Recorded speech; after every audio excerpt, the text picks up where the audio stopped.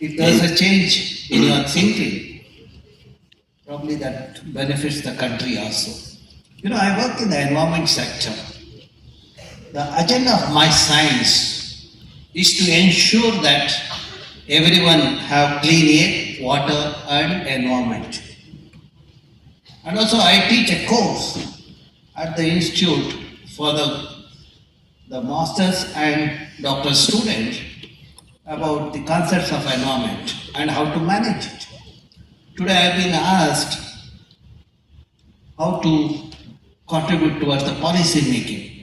What I will do is some of the success stories, what I have seen in my career, I share with you. Behind each of that initiative, the contribution by youngsters is there. Large number of youngsters, the students have worked towards that. That's why we could reach the destination of advocacy and policy making. The first thing is, if you are from science background, the lakes or wetland get the designation of Ramsar wetland of international importance. There were no Ramsar wetland in Karnataka about 4 years back. When I got into the committee of Karnataka Wetland Authority, I ensured that we will have a couple of wetlands which are Ramsar wetland. See, any wetland or a lake will get the Ramsar tag when it had a exceptionally good biodiversity and it supports the livelihood of the people. To prove that, we need to collect the data. That is where my students worked, and we convinced the international authorities and also the government of India about the significance of those wetlands. For example, the Aganashni wetland in Uttara Kannada district got a Ramsar tag on 30th January because of the exceptional biodiversity it had, and that biodiversity was documented by my students. 3 to 4 years of doctoral work, they have gone through the entire region to find out what kind of species of plants are there, what kind of species of animals are there, birds, etc. Then we were able to convince the system that that is a candidate for Ramsar tag. And fortunately, the government of India and the Ramsar Secretariat declared that wetland as a Ramsar wetland of international importance on 30th January. That is the first success. Then, in the same district, there are laterite hills are there with exceptional plant diversity, which also has a medicinal value. These are all herbs and grasses kind of thing. When my students worked on that, we prepared a report way back in 2012, which we have given to the government. And about 10 days back, government of Karnataka and government of India declared that those sites as marine sanctuary. Now, if you do the Google search marine sanctuary, you will get those sites. And the third thing which we worked on is to tell the world what is the importance of the ecosystem what we have in our country. I work extensively in Western Ghats. Western Ghats extend from Kerala to Gujarat. Okay? And we looked at what is the kind of service provided by the ecosystem. For example, forest in the Western Ghats, or anyway, the forest help in sequestering the carbon. The carbon what you breathe out is taken by the plant. Carbon what is emitted when you use vehicle or taken by the ecosystem. And carbon which is emitted when you generate electricity are again taken by the plant. Now, my students did a study of how much carbon is stored in the forests of the Western Ghats. It amounts to about 1.2 million gigagram, or every year it sequesters about 33,000 gigagram of carbon every year. And if you assign the economic value, just now a few minutes back I met a professor of economics here, that's where I thought let me share this information also.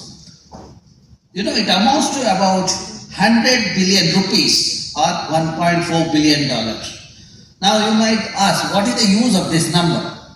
See, when I represent my country in the international delegation, we tell the Westerners, the carbon that is stored in this forest or the carbon emitted by them, because our country was not industrialized earlier and our forests were doing the job of sequestering from the last thousands of years. So, and we have done the quantification to show how much carbon it has stored, and that is the amount they should pay for the service provided by the forest in the Western Ghats. That is where the science helps, and that is where the role of students comes with the picture. Your hard work of today will certainly help in coming out with this kind of interesting outcomes, which will also help in policy making. Whether declaring a particular region as eco-sensitive, you cannot do it in isolation. You have to collect the data to show the significance of the region. Now, for example, Aganashni estuary, which got the Ramsar tag, look at the kind of livelihood it supports. It supports about 7,000 families, and the kind of the resources they get, it works out to be about the 1 million rupees per hectare per year. That is the kind of the livelihood support provided by the ecosystem. And government is not investing anything there. Nature is giving the resources, and that is where the livelihood of the people happens. When you are collecting the data, if you interact with the local people, you will understand the concepts of sustainability also. I happened to meet a person who is about 65 years old. She was collecting the bivalves in the Aganashni estuary, and I was curious. When I observed her, I noticed that she used to collect one basket of bivalves every day. Then I asked her, why are you collecting only one basket? Why not more than that? Because I am from Bangalore. So when I asked her, she told me that the basket what I collected today, when I sell it in the market, I get 350 rupees. That is enough for me, for my family, to run the family. And for tomorrow, I will harvest again tomorrow. That is where she maintains the renewability in the system. That is what is sustainability. If you maintain the sustainability in the system, you will continue to get the resources. And to get the resources on renewability, that is where you need to think about alternatives, whether it's energy or any reason. You have to ensure the renewability in the system. As you notice in our system, as we fade away, my generation fades away, you will take over. And that is where the renewability happens with a new concept. That is where, when you are equipped with the appropriate knowledge, you can certainly shoulder the responsibility of the country. That today the country requires the responsible youth to shoulder the responsibility. The youth will be responsible only when they are sensible. And youth will be sensible only when they have a environmental knowledge. That's where the environmental literacy comes to the picture.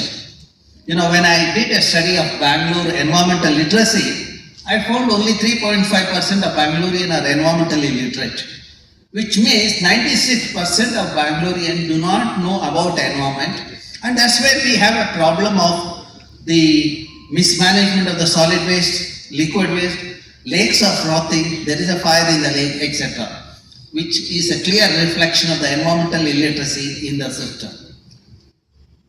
And if you want to be successful, I have a simple message.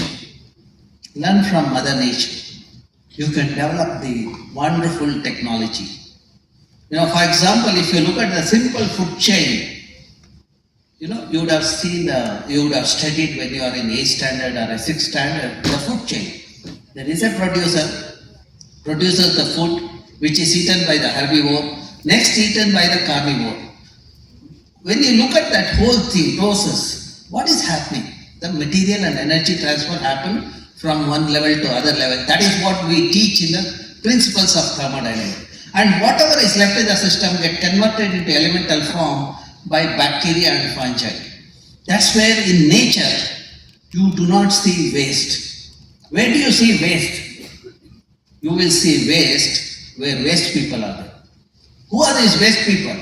People who have fallen in love with a synthetic material like plastic.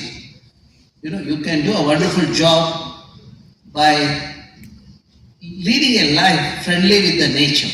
I do not understand why they have started abusing Mother Nature with the too much usage of plastic. Research has shown there are nanoplastic in our blood, which is dangerous. The plastic getting into our food chain and plastic getting into our body is enhancing the cancer in the city. Today Bangalore is number one as far as cancer is concerned. When I taught all these things, the role of student come to the picture. When students take up this kind of issues and study and investigate, that gives a weapon for us to take it to the policy making and advocacy.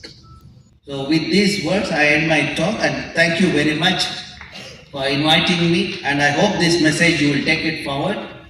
We need youth, sensible youth in the country. We need to change the country. That can happen only with the sensible youth. I am sure with these words, you would have learned how to behave in the system and contribute to the country's prosperity. Youth are the asset of the nation. Healthy youth is requirement of the nation. So that's where making sure you all get clean air, water and environment is my agenda of science. So that's what we have been doing. We have been successful. Thank you very much.